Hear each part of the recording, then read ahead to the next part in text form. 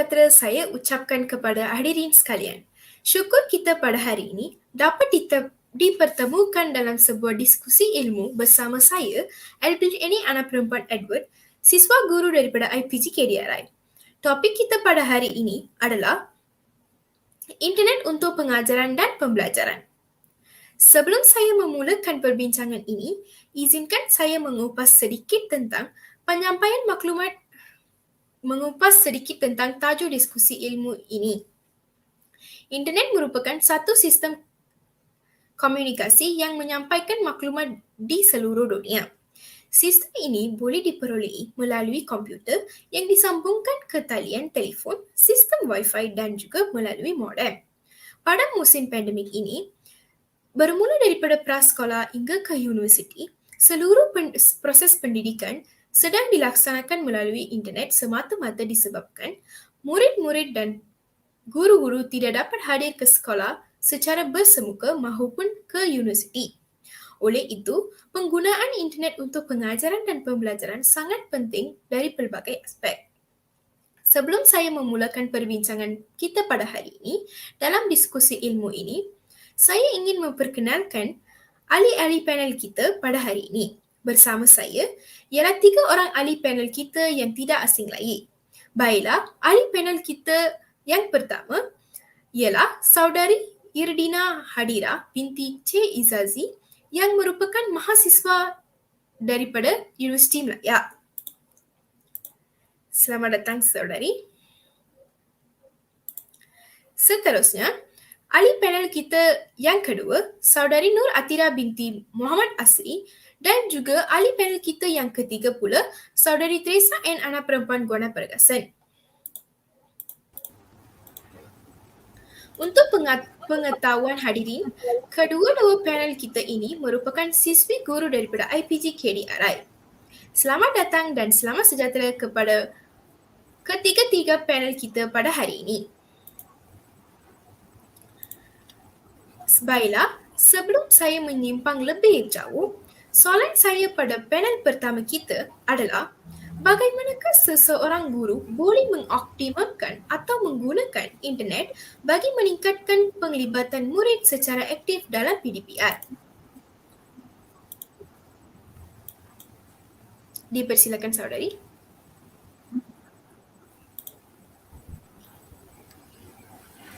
Okey, terima kasih kerana ajukan soalan itu kepada saya. Akan saya mulakan dahulu jawapan dia. E-pembelajaran atau e-learning bukan lagi pilihan, tetapi sudah menjadi keperluan. KPM telah menyarankan agar warga pendidik memanfaatkan dan mengaplikasikan e-pembelajaran sebagai alternatif untuk mengajar, walaupun agak sukar dengan keterbatasan infrastruktur serta infrastruktur, tanggungjawab dan amanah sebagai pendidik tetap diteruskan.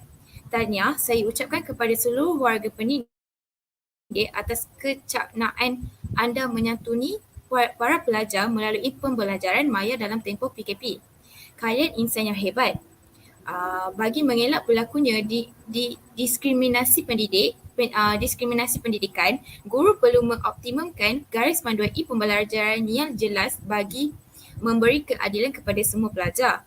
E-pembelajaran dikendalikan secara tidak rasmi dan kementerian menetapkan tempoh masa pelajar mengikut e-pembelajaran. Contohnya, Singapura menetapkan pelajar sekolah rendah akan belajar di rumah selama 4 jam sehari, pelajar sekolah menengah 5 jam dan pelajar institut pengajian tinggi 6 jam. Perkara ini penting bagi mengelakkan kemudaratan akibat terlalu lama menghadap skrin komputer atau laptop. Dalam keadaan campaian internet yang stabil dan baik, guru dan pelajar digalakkan menggunakan kaedah pembelajaran segera atau synchronous seperti Zoom, WebEx dan Google Meet. Ujian dalam talian pula boleh dilakukan melalui Kahoot, Google Form atau quizzes. Bagi kawasan capaian internet yang rendah dan tidak stabil, digalakkan menggunakan e-pembelajaran tidak segera atau asynchronous seperti Google Classroom dan Edmodo. Interaksi pembelajaran berlaku berlaku bukan secara real time, guru dan pelajar tidak perlu hadir pada masa yang sama. E-pembelajaran dirakam dalam bentuk audio atau video dan kemudiannya dimuat naik ke aplikasi Facebook, YouTube, WhatsApp, Telegram, email dan dikongsikan dengan pelajar.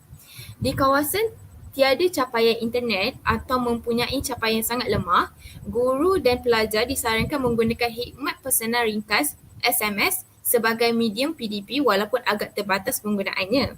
Diharapkan syarikat telekomunikasi dapat merendahkan kadar cas SMS di sepanjang tempoh PKP ini. Menambahkan jumlah mata pelajaran dan saluran TV, pendidikan serta kumpulan sasar pelajar yang dapat mengikuti pembelajaran melalui TV pendidikan seperti saluran TV OK dan saluran-saluran TV swasta yang lain.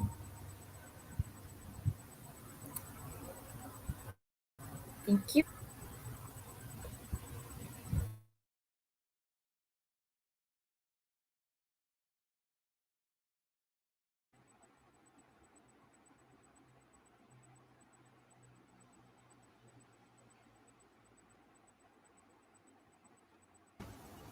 Pengurusi,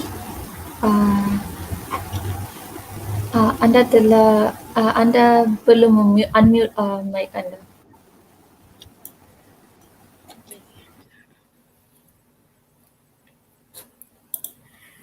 Maaf atas kesulitan.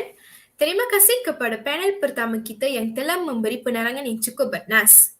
Seterusnya, saya ingin mengemukakan soalan ini kepada panel kedua kita, iaitu Saudari Nur Atira. Sebagai seorang pelajar, bolehkah saudari menceritakan tentang pengalaman saudari sepanjang pembelajaran dalam talian ini dan apakah perkara-perkara baharu yang dapat diterokai selama ini? Silakan saudari. Selamat sejahtera saya ucapkan kepada hadirin sekalian. Soalan yang amat menarik dan saya akan menerangkan satu persatu. Seperti yang kita ketahui, PDP secara bersemuka merupakan suatu perkara yang biasa dan merupakan kaedah yang telah lama digunakan dalam sistem pendidikan, tetapi pembelajaran dalam talian ini merupakan perkara yang baru di mana kita tidak mempunyai pengalaman dalam menyertai sebelum ini. Oleh itu, apabila pembelajaran atas talian dikuatkuasakan, saya telah banyak pengalaman selama 2 tahun ini. Antaranya adalah saya telah belajar untuk meneroka pelbagai laman web yang dapat digunakan untuk mendapatkan bahan-bahan pembelajaran, nota-nota kuliah dan sebagainya yang banyak membantu saya dalam memahami kursus-kursus tertentu. Selain itu, pelbagai aplikasi seperti Google Meet, Google Classroom, Zoom, Microsoft Teams dan sebagainya yang menggunakan internet juga telah digunakan untuk melaksanakan PDP dalam talian. Dan hal ini juga menjadikan saya untuk terus meneroka dengan cara-cara yang betul untuk mengakses aplikasi-aplikasi tersebut supaya mengikut kelas tanpa gangguan. Dalam kreativiti, saya di mana untuk meneroka banyak perisian seperti Canva untuk menyempurnakan tugasan-tugasan yang diberikan oleh pensyarah menjadi lebih baik. Ini merupakan sedikit sebanyak pengalaman saya yang dapat saya kongsikan pada hari ini dan berharap saya telah menjawab soalan yang telah dikemukakan oleh pihak sana. Terima kasih. Terima kasih kepada panel kedua kita yang telah menceritakan pengalamannya dengan menarik. Sekarang sudah terang lagi bersuluh bahawa internet untuk pengajaran dan pembelajaran telah memberikan pengalaman yang sangat bermanfaat kepada saudari. Walau bagaimanapun, pembelajaran dalam talian ini telah memberikan banyak pengalaman yang bermanfaat seperti yang dikatakan oleh panel kedua kita. Ia pasti akan mempunyai cabaran-cabaran tertentu di sebaliknya. Oleh itu, saya ingin mengemukakan soalan saya kepada panel ketiga kita bahawa apakah cabaran dan kesukaran yang saudari telah menghadapi atau melalui sepanjang pembelajaran dalam talian ini sebagai seorang siswi daripada IPGKAI.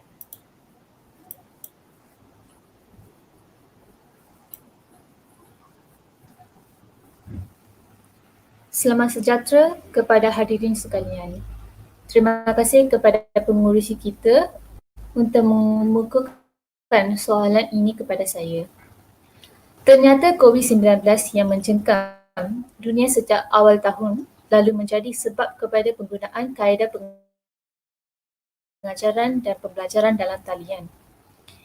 Memang tidak dapat dinafikan bahawa wujudnya cabaran baharu kepada warga pendidik dan pelajar apabila kaedah pembelajaran secara talian dilaksanakan bagi menggantikan pembelajaran secara bersemuka. Proses penyampaian ilmu melalui platform digital seperti Google Meet, Zoom, WhatsApp maupun Telegram bukanlah semudah yang disangka kerana terdapat beberapa kekangan yang perlu dihadapi oleh warga pendidik maupun pelajar.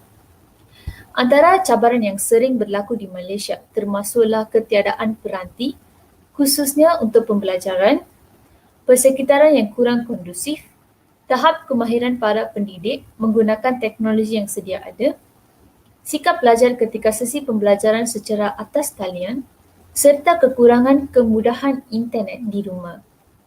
Yang pasti kekurangan kemudahan internet sememangnya antara faktor terbesar yang perlu dihadapi pendidik dan pelajar serta perlu diselesaikan oleh kerajaan dalam kadar yang segera.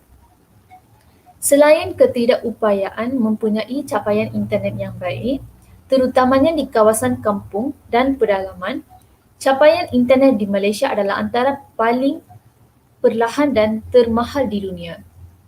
Sebagai seorang siswi IPJ, saya menghadapi pelbagai cabaran dan kesukaran seperti dinyatakan di atas sepanjang pembelajaran atas talian serta penggunaan internet. Sebenarnya, saya telah menghadapi masalah rangkaian yang teruk banyak kali dalam menerusi PDPR dalam talian yang menyebabkan saya tidak dapat fokus dalam kelas serta tidak begitu jelas untuk saya memahaminya. Lebih-lebih lagi, panel kedua saudari Atira telah memberitahu sepanjang pembelajaran dalam talian, beliau telah menerokai pelbagai aplikasi dalam laman web dalam internet.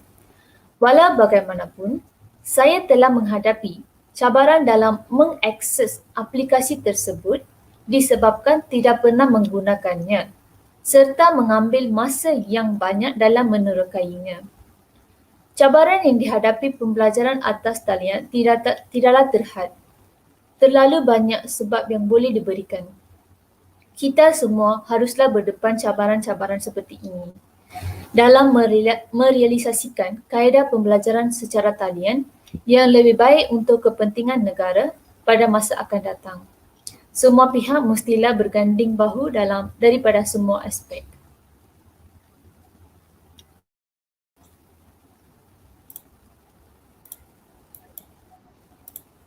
Terima kasih kepada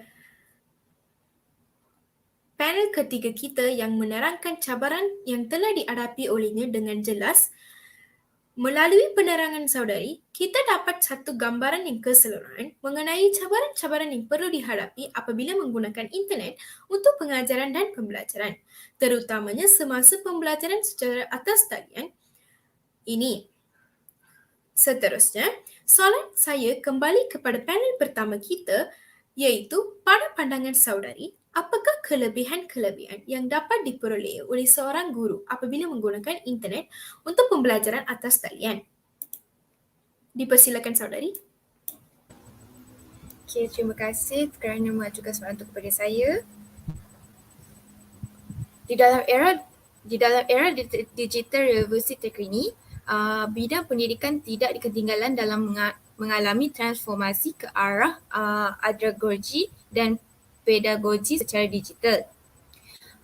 Pelaksanaan pembelajaran atas talian telah lama dipraktikkan di negara-negara maju kerana ia dipercayai mampu memberi pelbagai manfaat dan kebaikan. Seiring dengan Perintah Kawalan Pergerakan PKP yang dilaksanakan oleh Kerajaan Malaysia bagi membendung penularan wabak COVID-19, kaedah pembelajaran atas talian merupakan satu keperluan. Kebanyakannya universiti tempatan baik awam maupun swasta termasuk sekolah-sekolah di Malaysia, tiada pilihan lain dengan menggunakan kaedah pengajaran dan pembelajaran secara maya bagi memastikan silibus pengajaran dapat disampaikan dengan sebaik mungkin dan sesi pembelajaran tidak ditangguhkan.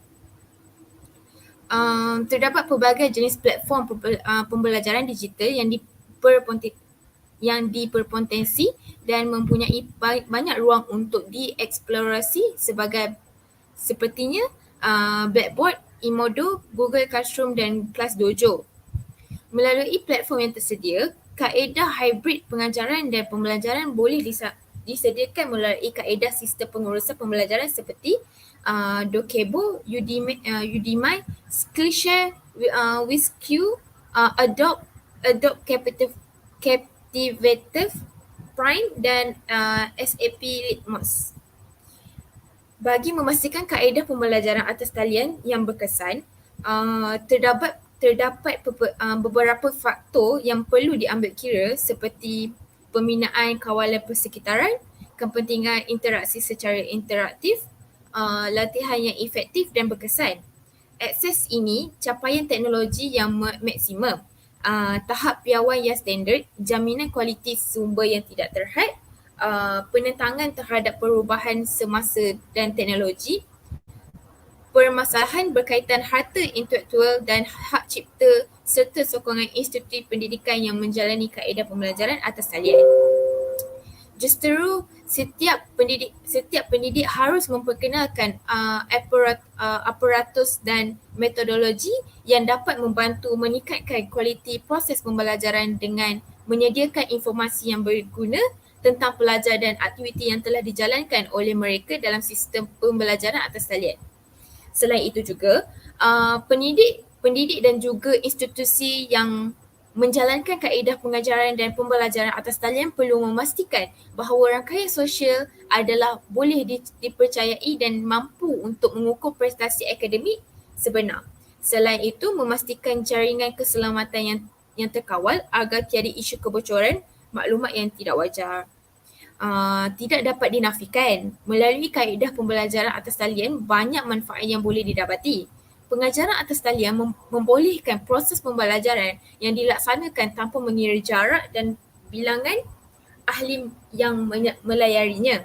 Selain itu, pelajar juga dapat melalui proses pembelajaran yang berterusan di samping berupaya menyampaikan pengetahuan dengan lebih berkesan. Fasiliti dan infrastruktur yang untuk diskusi atas talian dan bantuan pengajaran untuk isi kandungan juga dapat disediakan sebagai pendekatan kepada pendidikan. Di samping itu, latihan dan maklumat yang lebih berstruktur dan bersepadu dapat diselaraskan demi memastikan pendidik kekal relevan dan dinamik dalam menyampaikan ilmu secara atas talian. Terdapat beberapa laman web yang menawarkan kursus dan pembelajaran atas talian bagi meningkatkan pemahaman dan kualiti pengajaran seperti EPSA, Coursera, edX dan FutureLearn. Melalui platform yang diperkenalkan pengajar juga boleh berinovasi dalam penyediaan platform kaedah pengajaran dan penyampaian maklumat yang lebih sistematik dan efisien. Justeru, beberapa pensyarah rentas fakulti di bawah kumpulan Intertika Cemerlangan Universiti Teknologi Mara, Cawangan, Melaka, melalui kerjasama industri dan institusi pengajian tinggi luar negara membangunkan pelbagai platform digital mesra pelajar dan interaktif bagi subjek ekonomi dan keusahawanan di bawah seliaan penulis dan rakan. Inovasi yang dihasilkan telah mendapat pelbagai pengiktirafan di peringkat nasional dan antarabangsa seperti Korea Selatan, Kanada dan Taiwan. Melalui kajian yang dilakukan oleh Vanderbilt University di Amerika Syarikat pada tahun 2015, mendapati bahawa hampir 92% responden yang terdiri daripada pelajar pelbagai bidang dan fakulti bersetuju bahawa pembelajaran secara atas talian adalah lebih efektif dan berkesan berbanding pengajaran dan pembelajaran secara konvensional. manakala hampir 3% dari bilangan keseluruhan responden masih memerlukan kaedah pengajaran dan pembelajaran secara bersemuka, dan bagi hampir 5% responden adalah neutral.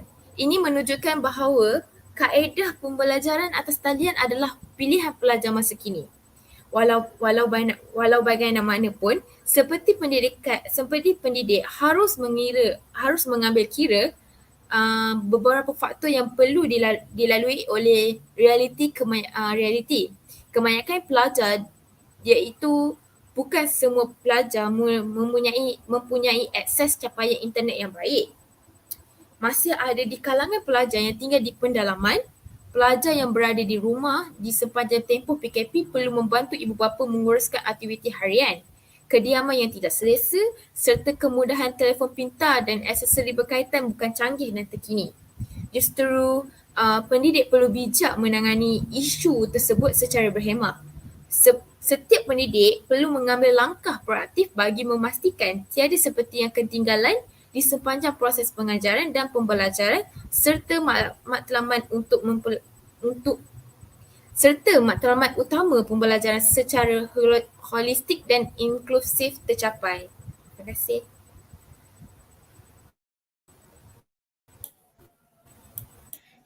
Terima kasih kepada panel pertama kita yang telah memberi penerangan yang jelas. Seperti yang dikatakan oleh panel pertama kita, menurut statistik, terdapat lagi banyak pelajar dan guru yang mengalami masalah pencapaian internet yang juga tinggal di pedalaman yang tidak dapat mengikuti pembelajaran secara online ini. Oleh itu, terima kasih atas penerangan yang diberikan oleh panel pertama kita. Saya juga ingin mengucapkan terima kasih kepada ketiga-tiga panel kita pada hari ini yang sudi hadir dan sudi menyuarakan pendapat masing-masing pada hari ini. Semoga apa yang kita dapat berkongsi hari ini memberi manfaat kepada masyarakat di luar sana. Nampaknya masa amat menceburi kita. Sebelum berakhir, saya berharap bahawa para guru dan murid-murid akan menggunakan internet untuk pengajaran dan pembelajaran dengan baik dan berkesan supaya dapat mengikuti pembelajaran dalam talian dengan sempurna. Kesimpulannya, penggunaan internet untuk pengajaran dan pembelajaran dapat memberi banyak manfaat kepada semua pihak walaupun mempunyai cabaran-cabaran tertentu di sebaliknya. Dari Kedah ke Pekansari, beli swasta di Kota Tinggi. Selesai sudah tugas diberi, di lain masa bersua lagi. Sekian, terima kasih.